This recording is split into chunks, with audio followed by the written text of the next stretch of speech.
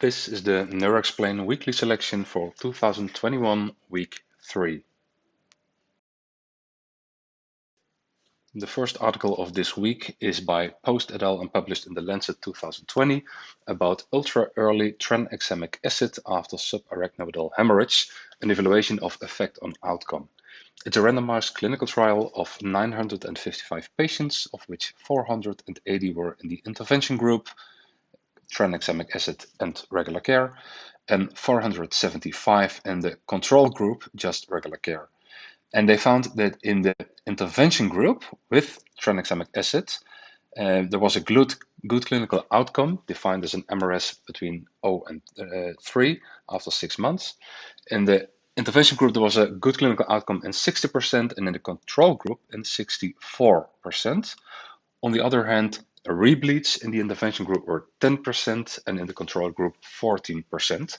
So the authors conclude that in patients with CT-proven subarachnoidal hemorrhage, ultra-early short-term tranexamic acid treatment did not improve clinical outcome at 6 months. The second article is by Martinez Fernandez, published in New England Journal of Medicine 2020, about MR-guided focused ultrasound subthalamotomy for Parkinson's disease. Also, this is a randomized clinical trial, 40 patients in a 2-to-1 ratio. The intervention group is unilateral subthalamotomy with MR-guided FUS, and the control group is a sham group. The intervention group consists of 27 patients, and they decreased 10 points on the UPDRS 3. The sham group, who did not receive any intervention, consisted of 13 patients, and they decreased only 2 points on the UPDRS 3.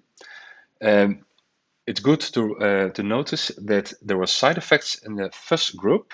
After 4 months, the authors found dyskinesia in 4%, mild paresis and gait disturbance in 7%, and speech disturbance in 10%.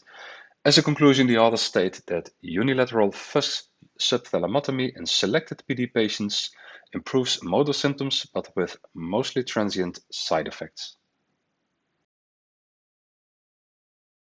The third article of this week is by Cousin et al., published in Epilepsia 2021, and the article is about preectal state detection using prodromal symptoms, a machine learning approach.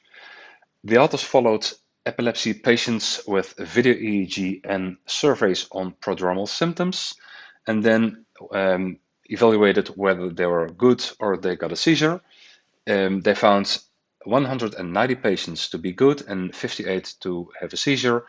The data of these patients were fed to a machine learning algorithm, and in particular, the support vector machine model did fairly well with an area under the curve of 0.80.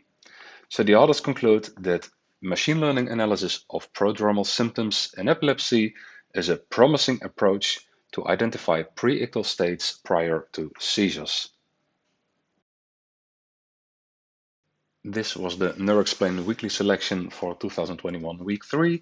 If you like it, please subscribe to the YouTube channel or follow the images on Twitter, LinkedIn, Instagram, Pinterest, or Facebook. See you next week.